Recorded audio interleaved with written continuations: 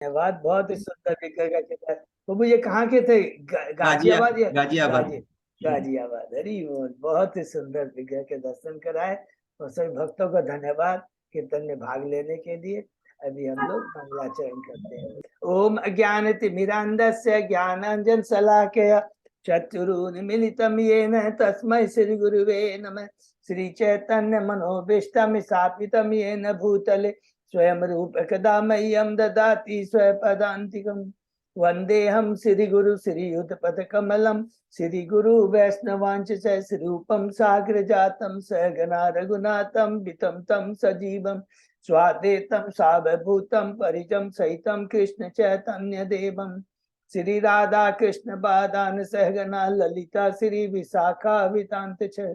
नमो ओम विष्णुपादाय कृष्ण पृष्ठाय भूतले श्रीमते भक्ति वेदांत स्वामिन इति नामिनि।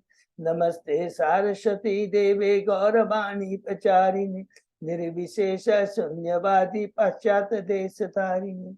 वांछा कल्पतरुभ्यश्च कृपा सिन्धुभ्येव च पतितानां पावनेभ्यो वैष्णवेभ्यो नमो नमः।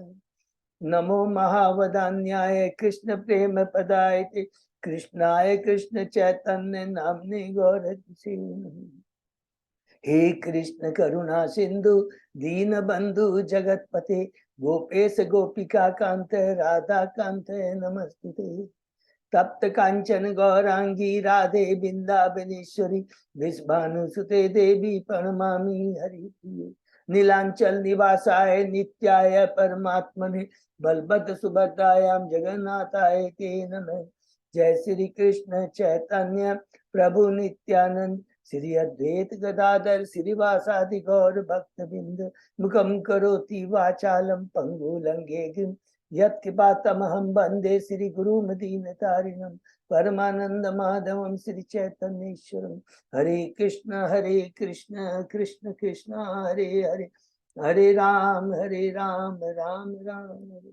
शिष्य मंगलाचरण की जय। शिला प्रभुपाद की जय। हरे कृष्णा। आज के इस भागवतम चर्चा में सभी भक्तों का हार्दिक स्वागत है, अभिनंदन है। सभी भक्तों के चरणों में मेरा सादर दंडवत प्रणाम है।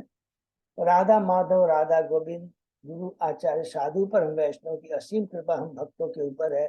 हम सब भक्त लोग मिलकर श्रीमद् भागवतम की चर्चा कर रहे हैं, कर पा रहे हैं। कैंटो 4 के हम लोग 24वें अध्याय में बहुत ही सुंदर है भगवान शिव द्वारा की गई स्तुति का गान। उसके पहले जो 23 अध्याय है उनको संक्षेप में हम दोहराते हैं। प्रथम अध्याय है श्यामल मुनियों की पुत्रियों की वंशावली के बारे में। दूसरा अध्याय में है दक्ष का शिव को शाप, किस पर दक्ष भगवान शिव को अपमानित करता। तीसरा अध्याय है माता सती एवं भगवान शिव का संवाद, जिसमें भगवान शिव माता सती को अपने उसके पिता द्वारा आयोजित बृहस्पति यज्ञ में जाने को मना करते हैं। चौथा अध्याय है माता सती का देह त्याग, कि किस प्रकार माता सती अपने पिता के यज्ञ स्थल में भगवान शिव को ग्लोरीफाई करती है और फिर अपने शरीर को त्याग देती है। पांचवा अध्याय है, शीर्षक है शिव का दक्ष के यज्ञ का विध्वंस, जो वीरभद्र द्वारा करते हैं। छठवां अध्याय है ब्रह्मा जी द्वारा शिव को मनाना, कि किस प्रकार ब्रह्मा जी कैलाश धाम में जाते हैं देवताओं के साथ और शिव को मनाते हैं कि यज्ञ संपन्न करवाइए और एक ब्राह्मण की हत्या नहीं होनी चाहिए। सातवें अध्याय में प्रवेश करते हैं, शीर्षक है दक्ष द्वारा यज्ञ का संपन्न किया जाना, कि किस प्रकार दक्ष शिव की कृपा प्राप्त करता है, उनसे बकरे का धड़ प्राप्त करता है, यज्ञ संपन्न करता है और स्वयं भगवान विष्णु आके उसे शिक्षा देते हैं। दूसरे पड़ाव 8वें अध्याय में प्रवेश करते हैं, महाराज ध्रुव का गृह त्याग एवं वन गमन, जिसके अंदर में हमने पढ़ा कि किस प्रकार ध्रुव महाराज नारद मुनि की कृपा से उनसे ओम नमो भगवते वासुदेव का मंत्र प्राप्त कर करके 6 महीने तक भगवान की भक्ति करते हैं मधुवन में और भगवान को प्रसन्न करते हैं। 9वें अध्याय में हम लोग प्रवेश करते हैं, शिष्य का ध्रुव महाराज का अपने महल को वापस जाना, कि किस प्रकार ध्रुव महाराज भगवान की कृपा प्राप्त करके आशीर्वाद प्राप्त कर करके अपने महल को जाते हैं। उत्तानपाद सुनीति सुरुचि उत्तम सभी बहुत प्रसन्न हो जाते हैं और एक समय के बाद में जब उत्तानपाद देखते हैं कि ध्रुव महाराज सिंहासन पर बैठने के योग्य हो गया है, महल को त्याग कर करके जंगल को चले जाते हैं। 10वें अध्याय में प्रवेश करते हैं। यक्षों के साथ ध्रुव महाराज का युद्ध, उसमें हमने पढ़ा ध्रुव महाराज राज सिंहासन पर बैठते हैं, विवाह करते हैं, 4 संतानें होती है और किस प्रकार यक्षों के साथ युद्ध करते हैं। जब उन्हें पता लगता है उनके भाई, उनको चचेरे भाई को यक्षों ने मार दिया है। हरि 10वें अध्याय में हम लोग प्रवेश करते हैं। 11वें अध्याय में हम लोग प्रवेश करते हैं। शीर्षक है स्वयंभू मनु द्वारा ध्रुव महाराज को बनाना। जब ध्रुव महाराज यक्षों को अंधुना मारना शुरू कर देते हैं, स्वयंभू मनु आके कहते हैं ये उचित नहीं है, ये रजोगुण के प्रभाव में आकर तुम कार्य कर रहे हो, अपने रजोगुण को शांत करो। भगवान के नाम गुण लीलाओं का श्रवण कीर्तन करने से हमारी चेतना शुद्ध हो जाती है, माया का 3 गुणों का प्रभाव है वो शांत हो जाता है और यही एकमात्र राम बाण दवा है। 12वें अध्याय में प्रवेश करते हैं। ध्रुव महाराज का भगवान के वैकुंठ लोक को जाना। किस प्रकार ध्रुव महाराज स्वयंभू मनु की शिक्षा प्राप्त कर करके और कुबेर माँ से आशीर्वाद प्राप्त कर करके अपने महल में वापस आते हैं, राज सिंहासन में बैठते हैं, प्रजा का पालन करते हैं, प्रजा को भगवान की भक्ति से जोड़ते हैं, स्वयं भगवान की भक्ति करते हैं, बद्रिकाश्रम में जाकर कर करके भगवान को प्रसन्न करते हैं, भगवान के वैकुंठ लोक को चले जाते हैं। हरि बोल। 3रे अध्याय में प्रवेश करते हैं। अध्याय 13 ध्रुव महाराज के वंशावली का वर्णन। उस वंश में वत्सर उनका जो छोटा पुत्र है राज सिंहासन पे बैठा है, उसकी वंशावली में एक महान राजा आते हैं जिनका नाम है अंग, और उनका दुर्भाग्य जो पुत्र होता है बैन, बड़ा ही नास्तिक, अधर्मी और क्रोधी होता है। 14वें अध्याय में प्रवेश करते हैं। बैन की कथा। जब बैन गद्दी पे राज सिंहासन पर बैठता है, ऋषि देखते हैं कि इसने सारे धार्मिक कार्यों को बंद कर दिया है, क्रूरतापूर्वक जानवरों को मार रहा है, अपने छोटे छोटे दोस्तों को, सहपाठियों को मार डाल रहा है, तुरंत अपनी ओंकार से उसको मार डालते हैं और अंत में उसके शव जांघों का मंथन करके एक निषाद जाति को उत्पन्न करते हैं जो आज भी पाप कर्म में निवृत्त है। उद्देश्य क्या रहता है कि चूंकि वो सुनीता जो कि मृत्यु की पुत्री थी, उसके जो दुर्गुण थे उसमें आ गए थे और वो निषाद ले लेता है। अध्याय में प्रवेश करते हैं। पृथ्वी महाराज की उत्पत्ति और उनका अभिषेक। इसमें हमने पढ़ा कि किस प्रकार ऋषि बैन के शव के बाहों का मंथन करके कपल को उत्पन्न करते हैं जिनका नाम है पृथ्वी महाराज और अर्ची, और किस प्रकार उनका ग्लोरिफिकेशन होता है। 16वें अध्याय में प्रवेश करते हैं। बंदी जनों द्वारा पृथ्वी महाराज की प्रशंसा, ग्लोरिफिकेशन, जिसमें बंदी जन हम बद्ध जीवों के लिए ये बताते हैं कि ग्लोरिफिकेशन किसका होना चाहिए, भगवान के भक्तों का होना चाहिए, पाखंडी लोगों का नहीं होना चाहिए।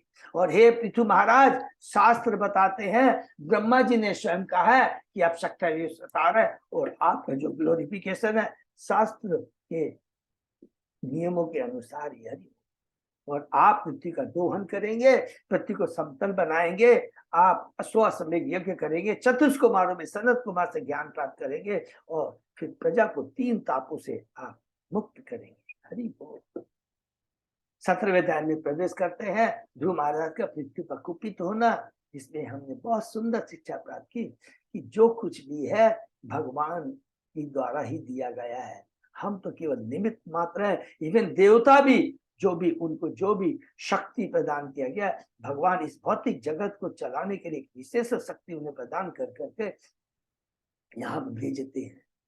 कोई भी स्वतंत्र नहीं है, चाहे वो देवता हो, चाहे जीव है, या कोई चींटी से लेकर ब्रह्मा, कोई भी स्वतंत्र नहीं है। और ये पृथ्वी, तुम सोचती हो कि तुम्हारे चलते ये लोगों को, हमारे नागरिकों को अन्न मिल रहा है, ये तुम्हारा ब्रह्म है। मैं अपनी योग शक्ति से प्रजा का पालन करूं। हरि बोल। 18वें अध्याय में प्रवेश करते हैं। पृथ्वी महाराज का पृथ्वी का दोहन करना, किस प्रकार पृथ्वी का दोहन करते हैं, पृथ्वी को समतल बनाते हैं और नगर ग्रामों की सुंदर व्यवस्था करते हैं। 19वें अध्याय में प्रवेश करते हैं। शीर्षक है पृथु महाराज का शो अश्वमेघ यज्ञ, कि किस प्रकार पृथु महाराज अश्वमेघ यज्ञ करते हैं। सव अश्वमेघ जब सव अश्वमेघ यज्ञ करते हैं, किस प्रकार इंद्र ईर्ष्यावश उसमें हस्तक्षेप करता है, बाधा पहुंचाता है। पृथु महाराज भी क्रोधित हो जाते हैं, इंद्र को दंड देना चाहते हैं। तुरंत वहां पर ब्रह्मा जी आते हैं और शिक्षा देते हैं, नहीं ऐसा कोई कार्य न करो जो धर्म के विरुद्ध हो, जो लोगों की चेतना को कलुषित करे। देखो इंद्र अधर्म पे अधर्म किए जा रहा है। 20वें अध्याय में हम लोग प्रवेश करते हैं। शीर्षक है पृथु महाराज के यज्ञ स्थल में भगवान विष्णु का प्राकट्य। भगवान विष्णु बहुत सुंदर बात कहते हैं, हे पृथु महाराज, तुम तो मुक्त पुरुष हो, तुम तो आध्यात्म में उन्नत हो, और जो अध्यात्म उन्नत होता है उनसे ये आशा नहीं की जाता है कि वे माया के द्वारा प्रभावित हो। तुम्हें तो संरक्षण प्रदान करना है नागरिकों को, प्रजा को, ये तुम्हारा कर्तव्य है।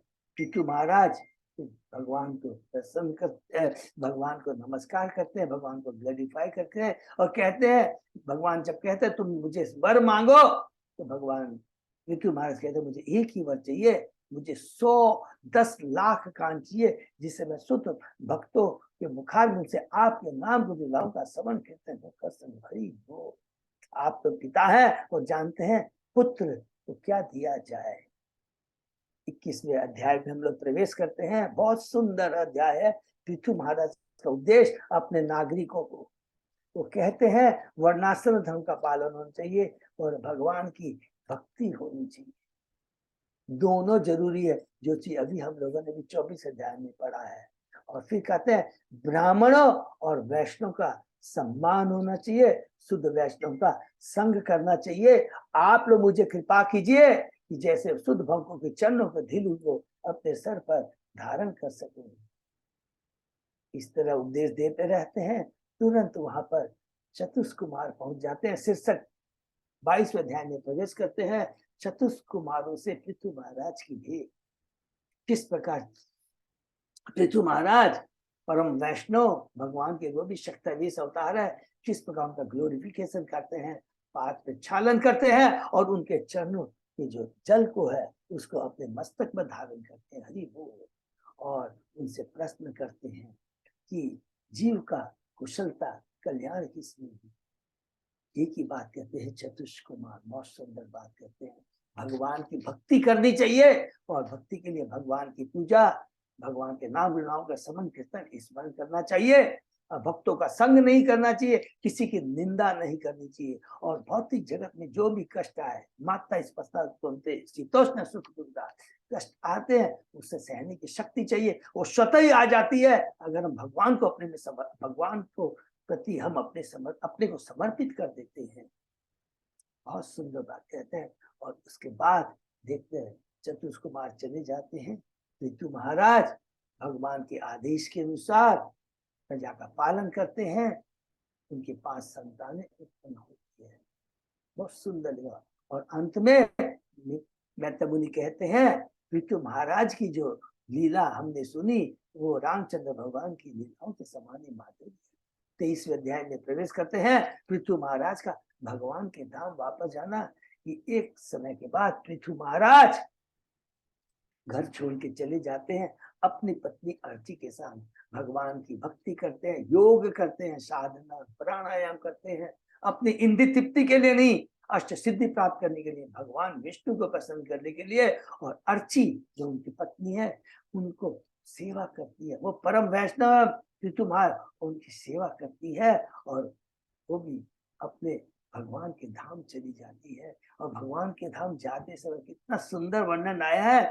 देवता और देवी देवता देखते हैं किस प्रकार माता अर्ची का, किस प्रकार पृथु महाराज का अलग अलग जो विमान है भगवान के वैकुंठ लोक की तरफ चला जा रहा है।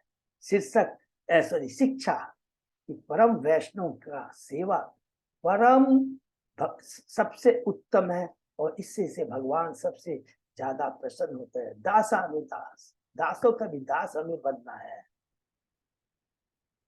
हम लोग 24वें अध्याय में प्रवेश करते हैं। भगवान शिव द्वारा की गई स्तुति का गान। पृथु महाराज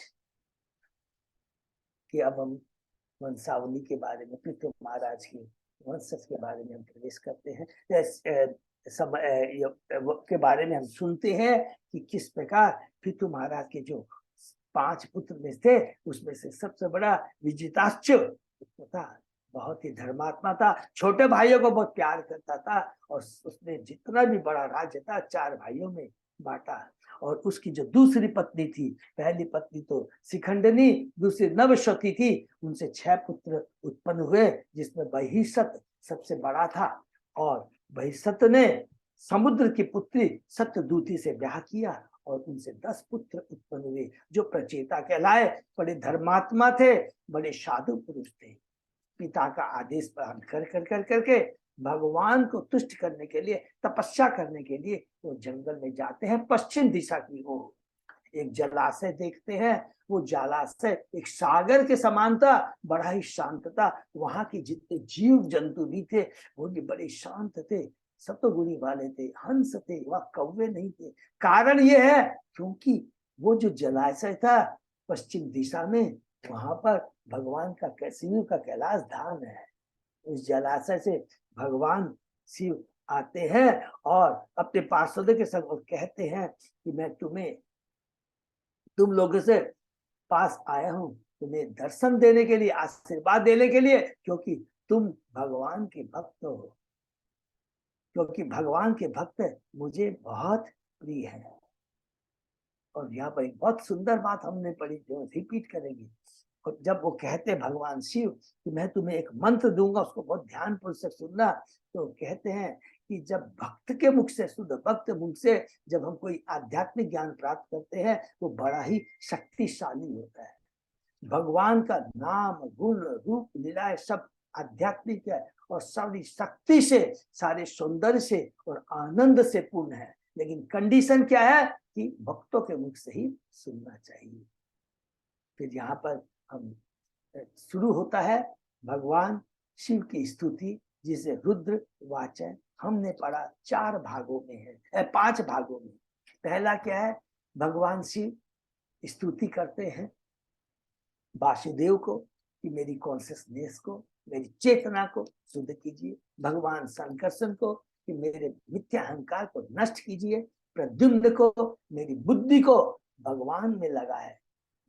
अनिरुद्ध को मेरी मन और इंद्रिया सीधा भगवान की सेवा में लगी। बहुत सुंदर वन है। फिर इसके बाद में कहते हैं कि भगवान तो विराट स्वरूप है, आप बाहर भीतर सर्वत्र विराजमान। भगवान का जी समस्त आशीर्वाद में आप परम है, आप समस्त भोक्ताओं में श्रेष्ठ है, आप सब कारणों के कारण है, सभी धर्मों में श्रेष्ठ है। बिना आपकी कृपा के हम उन्हें आपको जान नहीं सकते। और कहते हैं कि आप जो एक वर्ड शब्द कह देते हैं, जो कहते हैं वो शाश्वत होता है, वो पूर्ण होता है, और भूत वर्तमान और भविष्य में ये लागू होता है, कभी चेंज नहीं होता। ये बहुत इंपॉर्टेंट भगवान शिव कहते हैं कि ईश्वर तत्व के बारे में। और उसके बाद में दूसरा पड़ाव में वो दूसरा हमने पढ़ा कि वो इच्छा व्यक्त करते हैं, क्या, मैं आपका उस दर्शन करना चाहता हूँ। वो आपका वो दर्शन इतना दिव्य आनंद में होता है जो हमारी सारी इंद्रियों को तुष्ट करता है, आंखों को, कानों को, जीभ को, नाक को। भगवान आप समस्त सौंदर्य के आगार है। ये बहुत इंपॉर्टेंट बात, समस्त सौंदर्य के आगार है कि इस भौतिक जगत आध्यात्मिक जितनी भी सुंदरता है उसके स्रोत भगवान कृष्ण है। स्वयं भगवान कृष्ण का रूप, उनका हृदय दिव्य है और उनके हृदय की सुंदरता के बारे में बताते। आप सदैव अपने भक्तों को ग्लोरीफाई करने में, सदैव इस भौतिक जगत में आते हैं, उनका उद्देश्य रहता है भक्तों से आनंद प्रदान करना और भक्तों को सदैव आगे रख कर करके उन्हें ग्लोरीफाई करना। बहुत सुंदर। अर्जुन के बारे में, युधिष्ठिर के बारे में, उद्धव महाराज के बारे में, भीम के बारे में हमने अलग अलग पढ़ा, बहुत सुंदर सुंदर अलग पढ़ा। फिर कहते हैं अंत में जैसे अलग अलग भगवान के मुख का, उसके बाद में भगवान के हृदय का, और उसके बाद में इनके भगवान की आप चिन्ह है आप कंधे जो सिंध के समान है, उदर त्रिवली के कारण सुंदर लगता है, नाभि के भीतर की कुंडली इतनी गहरी है जिससे विश्व निकलता है, विश्व की उत्पत्ति होती है, और विश्व भी आपके नाभि को छोड़ना नहीं चाहता है, पुनः उसमें प्रवेश करना चाहता है। हरि बोल। और अंत में हमने पढ़ा, लास्ट में भगवान के ऊपर मुख से होते हुए हम उनके चरणों में जाते हैं। चरण कमल, दो कमल फूल के दो खिलते हुए दलों के समान है। बस नंबर 1। दूसरा बताते हैं, चरण कमलों के नाखून के तेज से हृदय का अंधकार छिन्न भिन्न हो जाता है। अंधकार हमारी सारी कलुषित चेतना को नष्ट कर देता है। आप परम गुरु हैं। उसके बाद में बहुत सुंदर बात है, आप परम गुरु हैं जो हमारे अंधकार को दूर करके प्रकाश प्रदान करते हैं। फिर कहते हैं, जो निर्भय होना चाहता है, भगवान के इस रूप का दर्शन करना चाहता है, भगवान को प्राप्त करना चाहता है, तो क्या करना चाहिए? भक्ति योग ही एकमात्र इसका उपाय है। हे भगवान, स्वर्ग लोक का राजा इंद्र भी जीवन के परम लक्ष्य भक्ति को प्राप्त करने का इच्छुक रहता है। मनुष्य को पहले, प्रभुपाद जी कहते हैं, मनुष्य को पहले भक्ति योग द्वारा भगवान की स्थिति को समझना चाहिए, तभी उसे जीवन की वास्तविक स्थिति प्राप्त हो सकती है। भगवान की स्थिति का मतलब हम कौन है, भगवान कौन है, हमारा भगवान से क्या संबंध है, और इस खोए संबंध को पुनः कैसे स्थापित कर सकते हैं। आप फिर कहते हैं, आप एकमात्र भक्ति से ही प्रसन्न हो सकते हैं। भक्ति के अतिरिक्त अन्य कोई विधि नहीं जो भगवान के चरण कमलों को हमें दिला सके, प्राप्त करवा सके। बहुत सुंदर। उसके बाद में हमने जो पढ़ा, काल सारे ब्रह्मांड का संहार कर सकता है, किंतु काल उनके चरण कमल की शरण में रखकर भक्त को कभी भी कोई क्षति नहीं पहुंचा सकता। हरि बोल। प्रभुपाद जी कहते हैं, भक्ति की उपलब्धि कभी नष्ट नहीं होती, निरंतर बनी रहती है, चाहे अधूरी या पूरी। अधूरी रहती है तो अगला जन्म मिलता है, वहीं से हम लोग भक्ति शुरू करते हैं। यमराज भी अपने गणों को भक्तों के पास जाने से मना करता है। हरि बोल। फिर हमने पढ़ा, तीसरा पढ़ा, पहला वो वासुदेव संकर्षण प्रद्युम्न अनिरुद्ध से प्रार्थना करते हैं अपने अंतःकरण को शुद्ध करने के लिए। फिर भगवान का दर्शन करना चाहते हैं, भगवान का दर्शन करके कहते हैं, भगवान के रूपों का दर्शन करते हैं, भगवान की पूरे सुंदर कृष्ण और विष्णु रूप दोनों का वो ग्लोरिफिकेशन करते हैं, और फिर कहते हैं आपको प्राप्त करने की एकमात्र विधि तीसरा का है भक्ति योग। फिर लास्ट में कहते हैं कि ये भक्ति कैसे करनी चाहिए, शुद्ध भक्तों का संग। हरि बोल। अगर किसी को आधे क्षण का भी भक्तों का संग मिल जाए तो फिर उसे कर्म तथा ज्ञान के फलों के प्रति कोई आकर्षण नहीं रह जाता। हरि बोल। देवताओं से प्राप्त आशीर्वाद भी क्षणिक है, क्योंकि वे स्वयं जन्म तथा मृत्यु के चक्र से बंधे हुए हैं। देवता भी, प्रभुपाद जी कहते हैं कि प्रबोधानंद सरस्वती कहते हैं, केवल या ब्रह्म ज्योति में मिलने का जो सुख होता है नरक के समान होता है, और स्वर्ग का जो सुख होता है माया जाल है।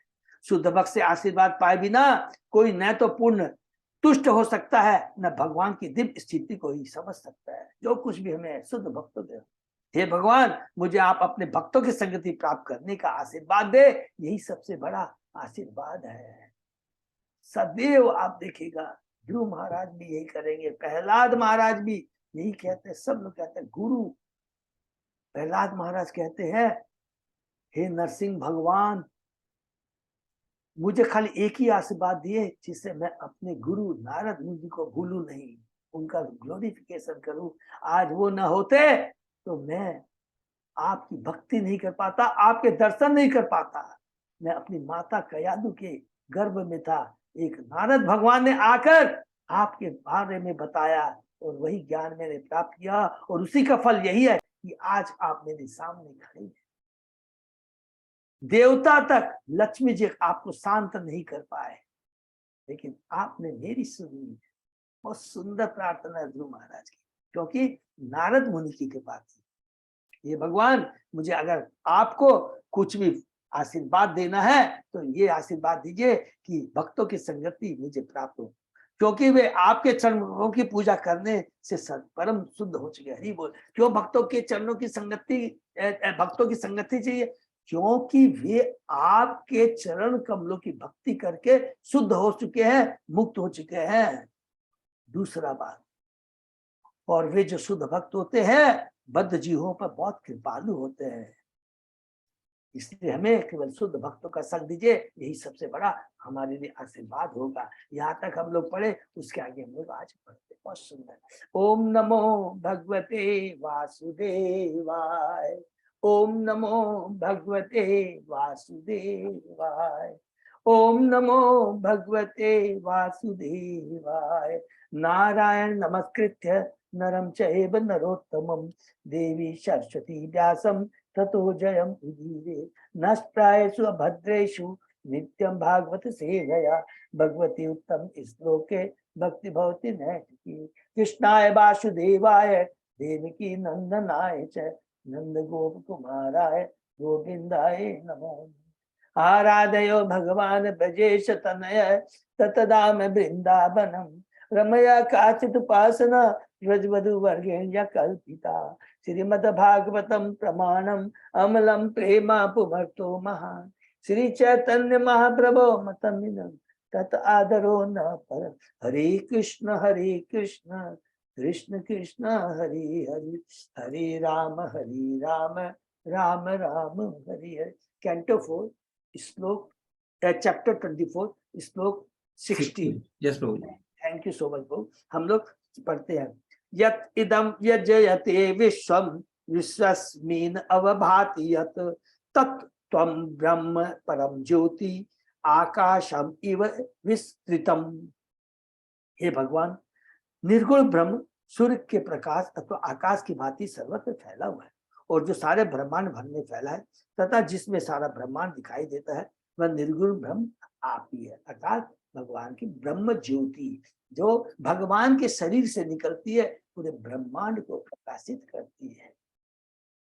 वैदिक साहित्य का कहता है कि प्रत्येक वस्तु ब्रह्म के अतिरिक्त कुछ नहीं है, सारा दृश्य जगत ब्रह्म ज्योति पर आश्रित है। किंतु निरीश्वरवादी यह नहीं समझ पाते कि इतना विशाल दृश्य जगत एक व्यक्ति पर किस प्रकार से टिका है। वो मूर्ख होते हैं, उनको ये विश्वास ही नहीं होता है हमारे प्रभु जिनका साकार रूप है, उनके शरीर से जो ब्रह्म ज्योति निकलती है और उसी से पूरा ब्रह्मांड प्रकाशित होता है। इस प्रकार भगवान की यह अकल्पनीय शक्ति उनकी समझ में नहीं है। अकल्पनीय शक्ति, ये बहुत इंपॉर्टेंट लिखा है कि जो हम बद्ध जीवों की कल्पना के बाहर है। इवन जो भक्ति करते, देखिए उसमें भी भगवान जब चाहेंगे तब अपने को प्रकट करेंगे। उन मूर्खों की तो बात छोड़ दीजिए, निर्विशेषवादी शून्यवादी, वो कभी समझ ही नहीं सकते, इसलिए वे चकित रहते हैं और परमेश्वर को व्यक्ति रूप में अस्वीकार करते रहते हैं कि भगवान तो इस भ्रम को सीधे स्वयं यह कर दूर करते हैं कि सारे ब्रह्मांड में व्याप्त निर्गुण ब्रह्म सिर्फ भगवान के अतिरिक्त और कुछ नहीं है, भगवान की ब्रह्म ज्योति है, भगवान के शरीर से निकला हुआ वो प्रकाश है। यह स्पष्ट कहा गया कि भगवान अपने ब्रह्म स्वरूप के कारण धूप के समान सर्वव्यापी है। यह उदाहरण अत्यंत सरल, सारे लोग सूर्य के प्रकाश धूप पर टिके हैं तो भी धूप तथा धूप का स्रोत सूर्य लोकों से पृथक है। हरि वो, बिना भगवान के कोई चीज का अस्तित्व नहीं है। सूर्य है बोल के ताप है, प्रकाश है, अग्नि है बोल के ताप है, उष्मा है। इसी प्रकार आकाश या वायु भी सर्वत्र फैले हैं। वायु घट के भीतर भी है और गंदे तथा पवित्र स्थानों का भी स्पर्श करती है, किंतु प्रत्येक दशा में आकाश अदूषित रहता है। उसी प्रकार धूप भी अपवित्र तथा पवित्र स्थानों का स्पर्श करती है, और यद्यपि दोनों सूर्य द्वारा ही उत्पन्न है, किंतु प्रत्येक दिशा में सूर्य समस्त गंदी वस्तुओं से पृथक रहता है। बल्कि जितनी गंदगियां हैं सूर्य उसे सोख लेता है, लेकिन खुद कलंकित दूषित नहीं होता।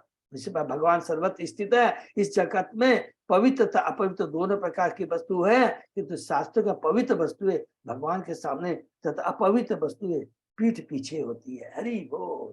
भगवान ओरिजिनल और उनका रिफ्लेक्शन, ये भौतिक जगत क्या है? ओरिजिनल आध्यात्मिक जगत का रिफ्लेक्शन है। छाया कभी भी भगवान के साथ पीछे रहती है, हमेशा पीठ पीछे होती है। भगवत गीता में भगवान स्पष्ट कहते हैं, मया तत् इदं सर्व जगत अव्यक्त मूर्तिना मतस्तानि सर्वभूतानि न चावम तेषु अपि तेषु अवस्थिता। मेरे अव्यक्त रूप द्वारा यह सारा ब्रह्मांड व्याप्त है, सारे जीव मुझ में स्थित है, किंतु मैं उनमें नहीं।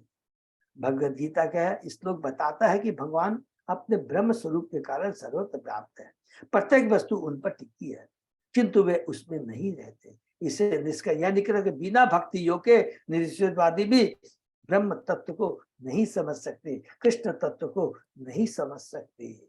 वेदांत शास्त्र का कथन है अथा तो ब्रह्म जिज्ञासा, इसका अर्थ है कि हमें ब्रह्म परमात्मा या परम ब्रह्म को समझना चाहिए, ब्रह्म परमात्मा भगवान को समझना चाहिए।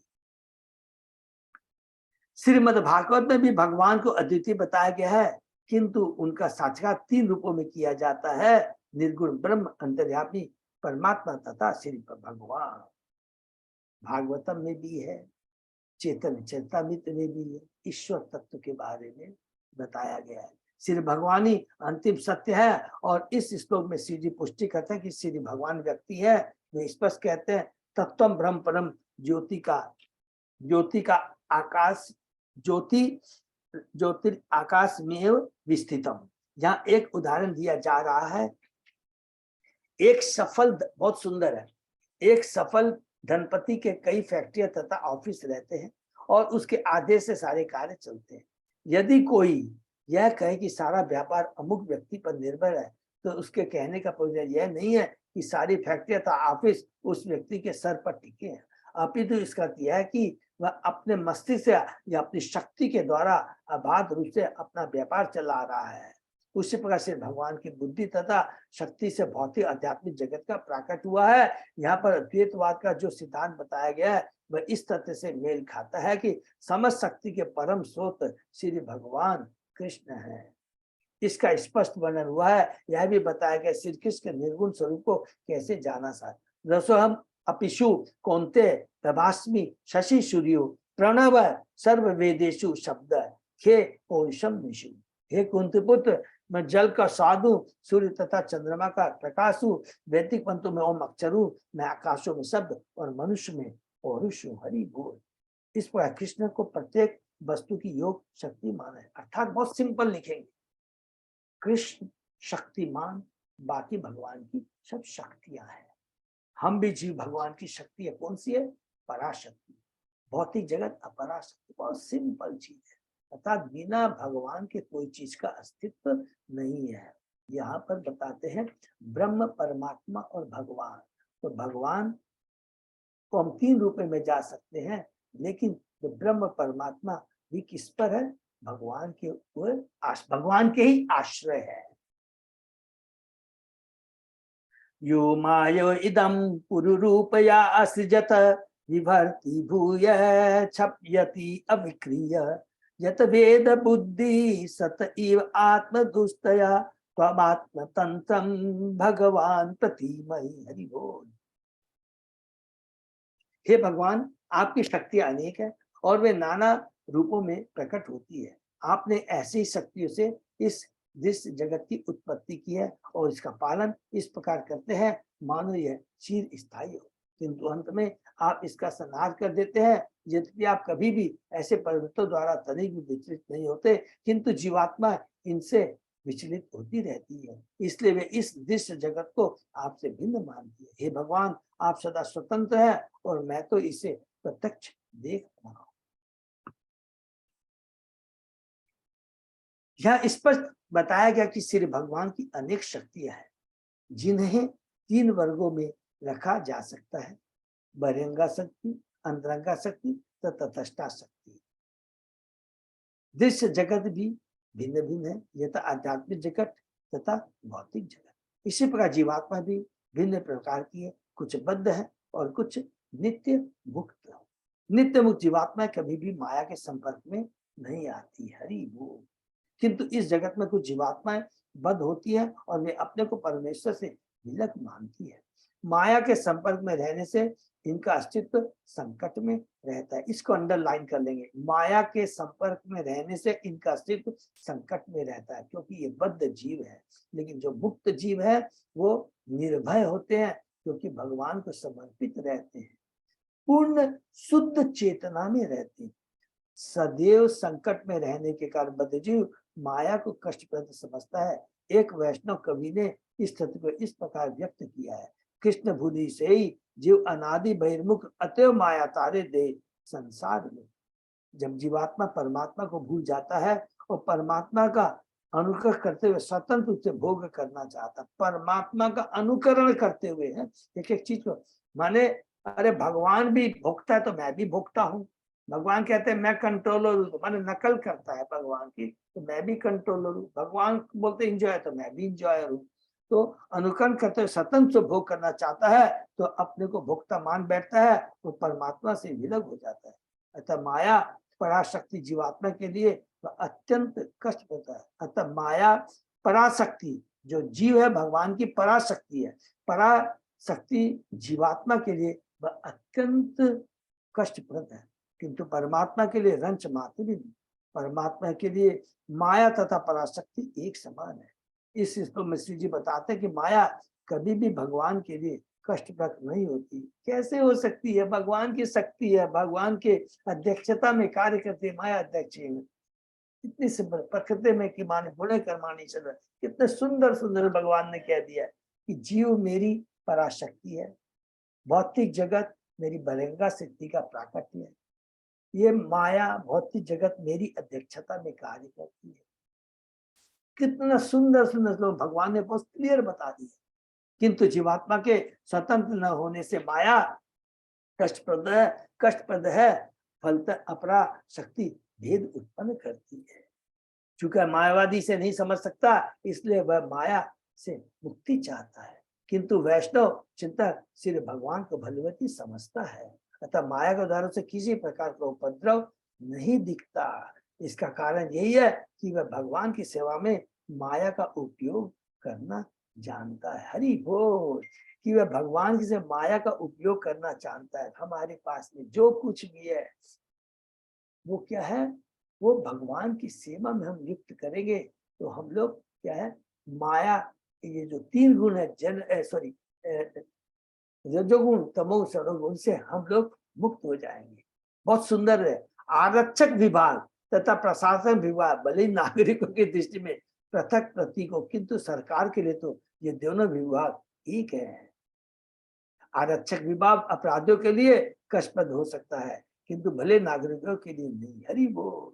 इसी प्रकार यह माया भले बद्ध जीवों के लिए कष्टप्रद हो, किंतु भगवान की सेवा लगे हुए मुक्त जीवों से इसका कोई प्रयोजन नहीं रहता। जहाँ भगवान के भक्त रहते हैं वहां काल माया कुछ भी नहीं पहुंच सकता है। ये तो अपराधियों के लिए है, जो भ्रमित हैं, जो बद्ध जीव है, उनके लिए भगवान ने ये सारे नियम, यमराज के जो इंस्ट्रक्शन है, यमराज के रूप में जो भगवान है, माया देवी है जो भगवान की बहिरंगा शक्ति है, भगवान के निर्देश में कार्य करती है।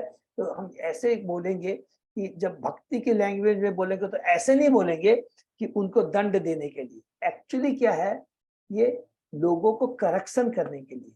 जेल है जो बना है कैदी, वो वास्तव में क्या है, अपराधियों को करेक्ट करने के लिए, सुधारने के लिए बना है। ये बहुत इंपॉर्टेंट चीज है, इसको याद रखें। पुरुष अवतार महाविष्णु के माध्यम से श्री भगवान ने इस समग्र दृश्य जगत की उत्पत्ति की। केवल श्वास से ब्रह्मांडों की उत्पत्ति करके वे भगवान विष्णु के रूप में दृश्य जगत का पालन करते हैं। हरि बोल। देखिए कितनी बड़ी बात है। एकमात्र भगवान अपने ग्लांस से, एक बार श्वास से, ग्लांस से केवल असंख्य ब्रह्मांडों की सृष्टि कर देते हैं। हरि बोल। तब संकर्षण रूप में उसका संहार करते हैं। सृष्टि पालन तथा संहार के बावजूद भगवान अप्रभावित निर्लिप्त रहते हैं। हमने पढ़ा था कि चतुश्लोकी भागवतम में सबको याद है ना कि ब्रह्मा जी को भगवान कहते हैं सृष्टि के पहले भी मैं था और सृष्टि के बाद भी मैं रहता हूं। बस सिंपल चीज है, बने रहते हैं भगवान। भगवान की ये कार्यकलाप तुच्छ जीवों के लिए भले ही विस्मित करने वाले हो, किंतु अत्यंत मान होने के कारण भगवान पर कोई प्रभाव नहीं पड़ता। भेद बुद्धि द्वारा अंधे हुए बिना श्री या कोई भी शुद्ध भक्त इसे स्पष्ट देख सकता है। भेद बुद्धि हुए बिना। हरि बोल। भक्त के लिए भगवान परमात्मा है और चूंकि परम शक्तिमान है, अतः उनकी शक्तियां भी दिव्य होती है। भक्त के लिए कुछ भी भौतिक नहीं होता, क्योंकि भौतिक जगत का अर्थ है श्री भगवान को स्मृत करना। हरि बोल। भौतिक जगत का अर्थ है श्री भगवान को विस्मृत करना, माने हम भगवान को जब भूल जाते हैं तभी हम भौतिक जगत में आते हैं। क्रियाकलापे इदमो एव योगिनः सदा सदान्विता साधु यजन्ति सिद्धये भूतेन्द्रियान्त कर्णोपलक्षितं वेदे च तन्ते च त एव कोविदा। हे भगवान, आपका विराट रूप इंद्रियों, मन, बुद्धि, अहंकार तथा आपके अंश रूप परमात्मा इन सभी 5 तत्वों से बना है। भक्तों के अन्य योगी तथा कर्म योगी तथा ज्ञान योगी अपने अपने पदों में अपने अपने कार्यों द्वारा आपकी पूजा करते हैं। वेदों तथा शास्त्रों में कहा गया है कि केवल आप ही पूज्य हैं। सभी वेदों का यही कथन है। पूरा देखिए सारा, अभी सबको समझ में आ गया ना। अब हम लोग भक्ति योग शुद्ध भक्तों का संघ के बाद में कहा चले कॉस्मोस, भगवान का इस भौतिक जगत से क्या रिलेशन है, अर्थात ईश्वर तत्व को भी समझा रहे हैं और भगवान की शक्ति के बारे में भी बता रहे हैं, शक्तिमान के बारे में भी बता रहे हैं। जीव पराशक्ति है, भौतिक अपराशक्ति है, सब भगवान के ही नियंत्रण में सारा कार्य होता है। तो ये चीज ये हो गया 5वां एलिमेंट जो हम लोग जिसका शिव भगवान लास्ट में, ईश्वर और प्रकृति जीव का क्या संबंध है, भगवान की क्या स्थिति है, पोजीशन है, ये हमने कई बार पढ़ चुका, सबको मालूम है ना। सृष्टि जब भगवान करते हैं, कैंटो 2 में भी पढ़ा है, कैंटो 3 में भी हमने पढ़ा है। पिछले श्लोक में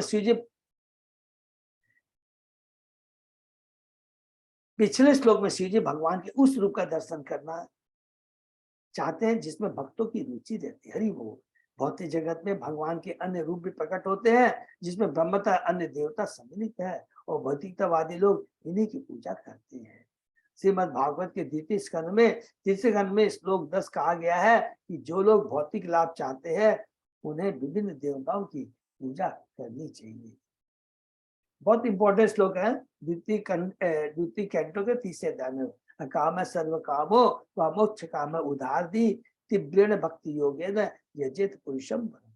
भक्त, ज्ञानी तथा कर्मी सभी भगवान विष्णु की पूजा करना चाहते हैं।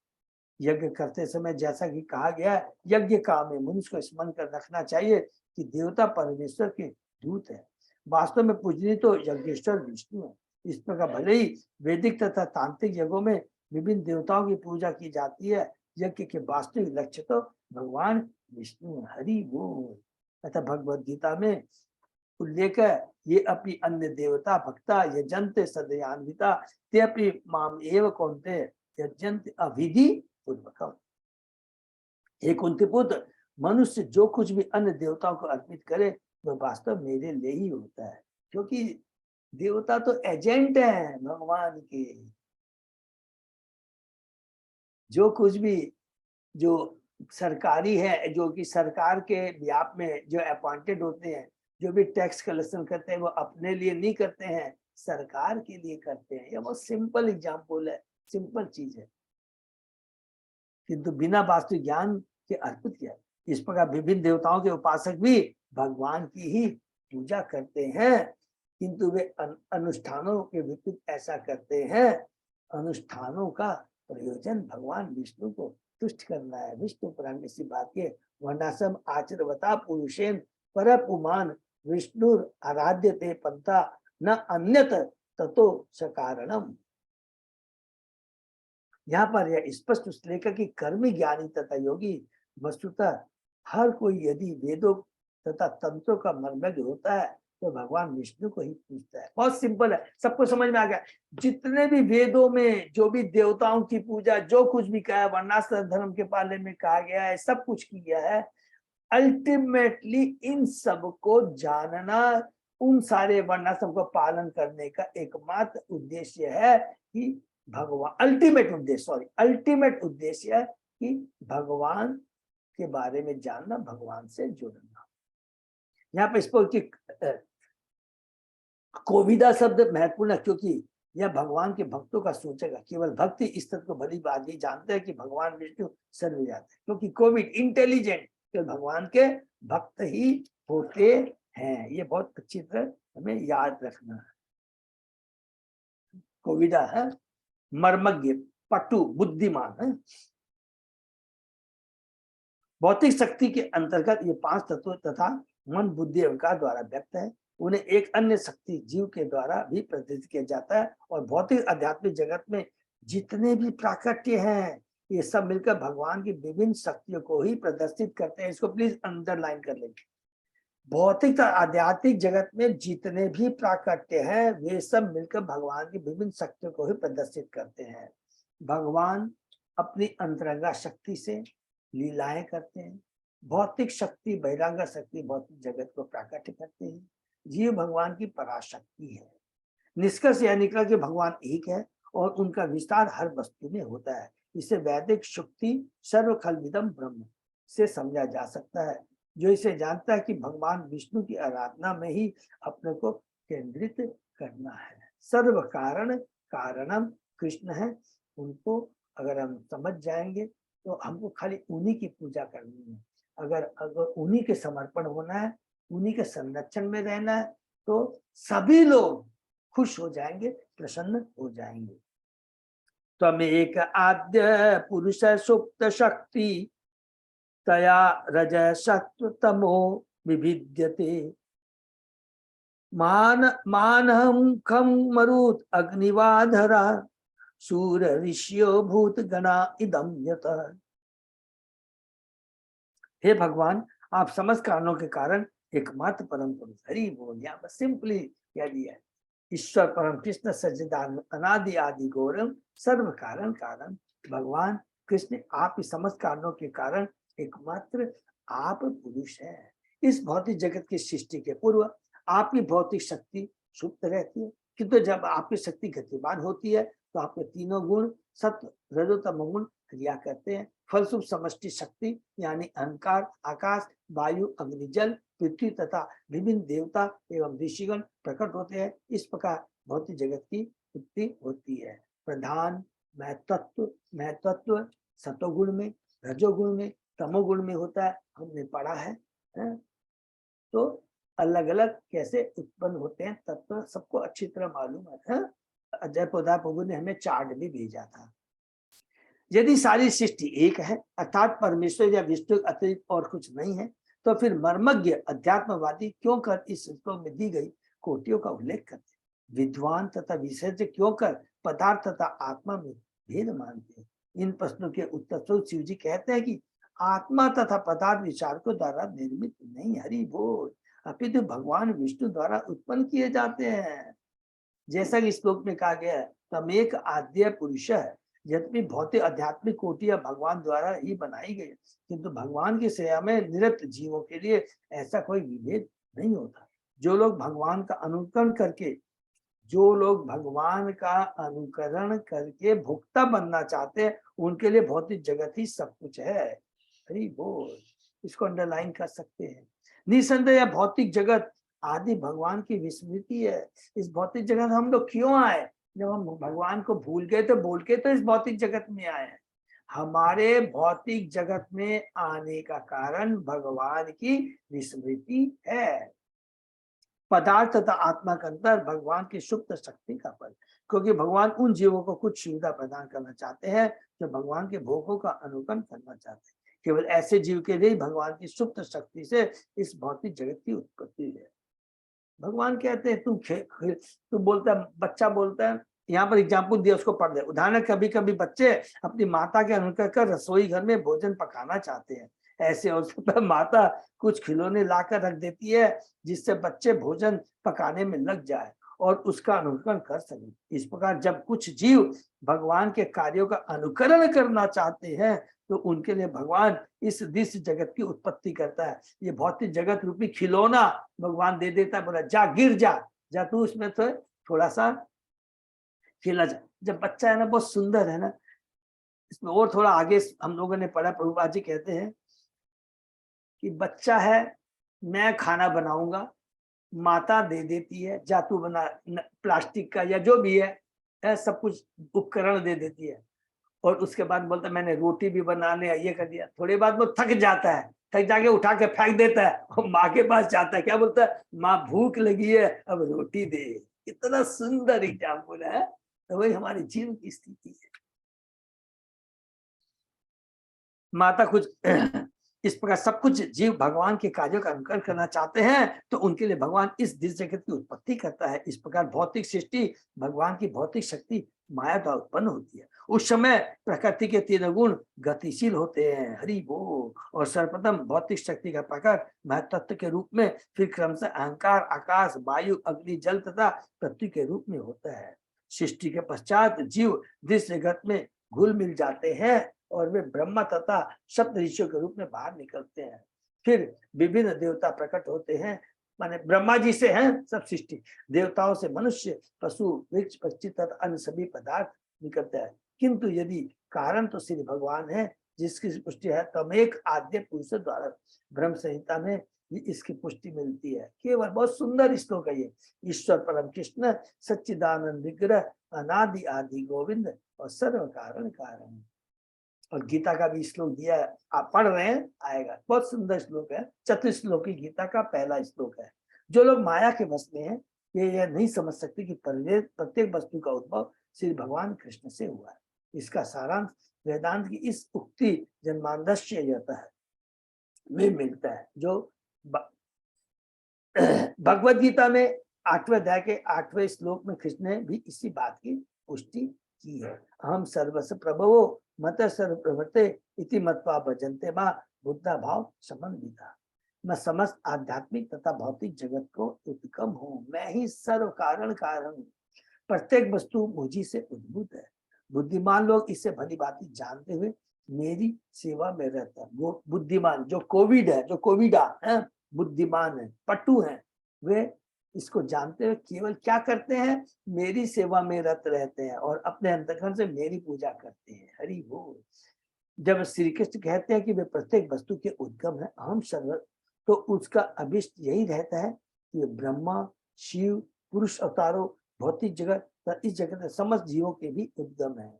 ये हम लोगों को हम लोग बहुत अच्छा हमको ज्ञान हो गया है ना, सबको एकदम अच्छी तरह मालूम है। कृष्ण भगवान, बलराम, चतुर्व्यूह, वासुदेव, संकर्षण, प्रद्युम्न, अनिरुद्ध, फिर मूल संकर्षण से नारायण, फिर महासंकर्षण वासुदेव, महासंकर्षण प्रद्युम्न वासुदेव, प्रद्युम्न, अनिरुद्ध, फिर महाशंकर से हम लोगों ने पढ़ा कि पुरुषावतार है, महाविष्णु पुरुषावतार। पुरुषावतार में हमने पढ़ा है कारण दक्षाय विष्णु, गर्भदक्षाय विष्णु, क्षीरदक्षाय विष्णु। गर्भदक्षाय विष्णु से, उनकी नाभि से शिव ब्रह्मा जी, और ब्रह्मा जी से ये सारी, सबको एकदम क्लियर है कृष्ण के देना। और महत्व का भी हमने बार बार कह दिया। जब अहंकार शुद्ध पहले शुद्ध सत्व गुण में रहता है, शुद्ध अहंकार में, लेकिन फिर जब अहंकार तीन रजोगुण, तमोगुण और सतोगुण से अलग अलग हमने पढ़ा है कि तत्वों की उत्पत्ति होती है। ये सारा चीज सिंपली वही चीज का रिपीटेशन है। क्योंकि आध्यात्मिक जगत तो शाश्वत उद्गम है, भौतिक जगत तथा इस जगत समस्त जीवों के भी उद्गम है। वस्तुतः प्रभव माने सृष्टि सब इस भौतिक जगत के लिए भी प्रयुक्त है। क्योंकि आध्यात्मिक जगत तो शाश्वत है, उसकी उत्पत्ति का प्रश्न ही नहीं उठता। इसको अंडरलाइन कर लेंगे प्लीज, बहुत छोटी सी बात है लेकिन कभी कभी भ्रमित होते हैं। क्योंकि आध्यात्मिक जगत तो शाश्वत है, इससे उसकी उत्पत्ति का प्रश्न ही नहीं होता। ये तो खाली भौतिक जगत है जिसकी सृष्टि, पालन और संहार होता है। चतुश्लोकी श्रीमद् भागवत में कृष्ण कहते हैं, हमें वास वे माग्रे, मैं सृष्टि के पूर्व विद्यमान था। वेदों में भी कहा गया एको नारायण आशित, सृष्टि के ऊपर केवल नारायण थे। शंकराचार्य ने भी इसी की पुष्टि की है। नारायण अव्यक्तार, नारायण इस सृष्टि से परे हैं। क्योंकि नारायण के सारे बहुत सिंपल है, इस सृष्टि से परे है। क्योंकि कृष्ण शाश्वत है, उनका धाम शाश्वत है। ये जो भी प्राकट्य भौतिक जगत उनकी बहिरंगा शक्ति का प्राकट्य है, बहुत सिंपल चीज है, इसीलिए वो इससे परे हैं। नारायण इस सृष्टि से परे हैं। गीता भाष्य, चूंकि नारायण से सारे कार्य, चूंकि नारायण के सारे कार्य आध्यात्मिक है, अतः जब उन्होंने कहा सृष्टि हो तो वह सृष्टि आध्यात्मिक थी। भौतिक शब्द तो उनके मनों में विद्यमान है जो ये भूल गए कि नारायण ही आदि कारण है, और नारायण शाश्वत है, नारायण ही समस्त सृष्टि के आदि कारण है। हरे कृष्णा। प्रभु हम लोग यहीं पर विराम देते हैं, क्योंकि उसके बाद में फिर थोड़ा बड़ा हो जाएगा। ठीक है। हाँ प्रभु। तो बहुत सुंदर है, रिपीट करते हैं प्लीज। देखिए हम लोग प्रयत्न कर रहे हैं बहुत अच्छे से जानने का। रुद्र शिव भगवान की स्तुति है, और इतनी दिव्य स्तुति है। देखिए इसमें इस शिव भगवान ने इस प्रार्थना में सब हम बद्ध जीवों को सब कुछ बता दिया है, पूरा का पूरा। पहले वो अपने हमको जानने के लिए हमारी मति को प्रार्थना करते हैं कि मैं आपकी स्तुति करने जा रहा हूं। तो सबसे पहले हमारे अंतःकरण क्या है? चित्त, मन, बुद्धि और अहंकार, चार है ना। चित्त मैंने जो प्रभु कहते हैं ना, चेतना है, हमारी चेतना को शुद्ध कीजिए, मिथ्या अहंकार को हटाइए, मेरी बुद्धि को सही रखिए, भ्रमित मत कीजिए, मेरी इंद्रियों को आपकी सेवा में लगाइए। इस तरह प्रार्थना करते हैं पहले। उसके बाद में भगवान के रूप का वर्णन करते हैं कि भगवान का रूप कितना दिव्य है, और फिर कहते हैं उस रूप को भगवान इतने सुंदर है, उनको प्राप्त करने के लिए क्या करना चाहिए? भगवान की भक्ति करनी चाहिए। फिर कहते हैं भगवान की भक्ति इस युग में इतना आसान नहीं है, उसके लिए क्या? भक्तों का संग चाहिए। उसके बाद में अंत लास्ट पड़ाव क्या है? पांचवा, वो भगवान की शक्ति, भगवान की शक्ति के बारे में बताते हैं। इस जो कुछ भी है भगवान पर ही अजर, अहम सर्वस्व प्रभु, ईश्वर परम की सच्चिदानंद अनादि आदि गोविंद सर्व कारण, उसके अंदर में सब कुछ आ जाता है। कितना बड़ा ज्ञान दे रहे हैं। हम कभी देवताओं की पूजा करते हैं, वो भी भगवान की शक्ति है, जीव भी शक्ति है, पराशक्ति है। जो कुछ भी है, खाली हम देवताओं की बात करते हैं, हम अपनी भी बात करेंगे। हमारे में भी जो बुद्धि है, जो ज्ञान है, जो धन है, जो ऐश्वर्य है, सब कृष्ण की ही कृपा है, ये याद रखेंगे। और इसलिए वो सारी कृष्ण की सेवा में यूज होना चाहिए। इवन भगवान देवताओं को, हम बद्ध जीव है तो भगवान क्या कहते हैं? कभी कभी सीनियर को भी डांटते, अपनी देवताओं को भी डांटते, अरे ये बद्ध जीव तुम लोग भी गलती मत करना। इसलिए कभी कभी ब्रह्मा जी से भी गलती करवाते हैं, कभी इंद्र से भी गलती करवाते हैं, शिव से भी गलती कराते हैं। लेकिन याद रखिएगा, ये ब्रह्मा जी, शिव, इंद्र जो गलती करते हैं, ये भगवान क्या करते हैं? अद्भुत कर्मणा है, उनकी बुद्धि को भ्रमित कर देते हैं तब। और खाली शिक्षा ये देना चाहते हैं कि माया, भौतिक जगत, माया बहुत ही क्या है, क्या बोलते हैं, माया दुरत माने बहुत ही ज्यादा, माने प्रबल है, प्रबल है। हरि बोल, वेरी गुड वेरी गुड, एकदम प्रॉपर वर्ड यूज, प्रबल है। ये कोई मत सोचिएगा, ये तो वह भौतिक बात। इवन भक्त भी भ्रमित हो जाता है। हर पग पर भगवान हमें सावधान करते हैं, कितने कृपालु हैं करेक्शन करने की। क्यों करेक्शन करते हैं? माया इतनी प्रबल है, और करेक्शन करने का उद्देश्य है, हे मेरे जीव, मेरी आत्मा, तू मेरे अंश हो, मुझे बहुत दुख हो रहा है, मैं खुश नहीं हूं, मेरी आत्मा है मुझे छोड़ कर करके इस भौतिक जगत में कष्ट पा रही है। कितना सुंदर वर्णन है, ये हमें सदैव याद रखना है। जीवन में जब भी कष्ट आए तो कभी ये नहीं सोचता अरे ये कष्ट भौतिक जगत के हैं, ये टेम्परेरी नहीं है, मैं भौतिक जगत का नहीं हूं, मैं तो भगवान का अंश हूं। और भगवान ने मुझे विधि बता दी है, प्रोसेस बता दी है कि उनकी भक्ति, भक्तों के संग में रह कर करके इन सारे कष्टों से मुक्त हो सकता हूँ, और अपने करोड़पति अरबपति पिता शाश्वत पिता के पास उन्हें जाकर करके उनकी भक्ति में अपने को नियुक्त कर सकता हूँ। ये और क्या प्रभु, हम लोग को युक्त वैराग्य होना चाहिए। हाँ, युक्त वैरागी होना चाहिए। जो कुछ भी है हमें भगवान की सेवा में लगाना है, न फल्गु वैरागी बनना, युक्त वैरागी। और ये चीज नहीं, जो कुछ भी है कृष्ण की है, कृष्ण की सेवा में लगाना है। थैंक यू बहुत। तो ये भाव रहेगा, और यही भाव शिव जी का है। ठीक है ना? हरे कृष्णा, यही पे विराम देते हैं। किसी का कोई प्रश्न है? हरे कृष्णा प्रभु जी, हरे कृष्णा माता जी। जो रुद्र गीत बोलते हैं वो यही है क्या? हाँ हाँ माता जी, यही है, यही है, यही है, यही है, बिल्कुल यही है माता जी। जो हम लोग बोलते हैं ना रुद्र गीत, यही है। और बहुत इंपॉर्टेंट है ये रुद्र गीत, है ना। पूरी भागवतम में आप देखेंगे इसको, इस गीत को देखेंगे, प्रहलाद महाराज जी की स्थिति को देखेंगे। तीसरा, जो हम लोगों ने एक बच्चा की गर्भ स्तुति के बारे में पढ़ा था ना, सबको याद है ना, कैंटो 3 में 31वें अध्याय में, कि जब बच्चा गर्भ में रहता है तो भगवान को किस तरह स्तुति करता है। ये 3 चीज को कभी नहीं भूलेंगे तो हमें अपना सदैव, हम अपने में रहेंगे, हमको अपनी स्थिति हमेशा याद रहेगी। ये गर्भ स्तुति जब भी किसी को समय मिले उसको जरूर पढ़ना है। कैंटो 3 अध्याय 31 मोस्ट पढ़ती है, 30 की 30 इसको। हरे कृष्णा। तो यही पर हम लोग विराम देते हैं। शुद्ध भक्तों को बहुत बहुत धन्यवाद। और कल प्रभु आप लोग से थोड़ा समझना था, कल शायद क्लास नहीं कर पाए क्योंकि कल मोती झील में मुझे आदेश दिया गया है क्लास करने का, देने। तो टाइमिंग का थोड़ा क्या है, आगे पीछे हो सकता है। तो ठीक कल के लिए है, हम लोग जैसा कल विराम ही देते हैं फिर। विराम दे सकते हैं। लेकिन सभी भक्तों से बहुत बहुत हाथ जोड़ के प्रार्थना है कि हम लोगों को क्या करना है। कल नरसिंह चतुर्दशी है और अजय प्रताप ने कई बार बता दिया है। सब लोगों को शाम के समय में है। प्रभु कितना एग्जैक्ट कितना टाइम बोलेंगे? 5 बजे अभिषेक है, 4 बजे से चालू होगा। आज पूरा मैं मैसेज कर दूंगा सारे। बहुत पावरफुल है। सबको जरूर जरूर आने का प्रयत्न करना है।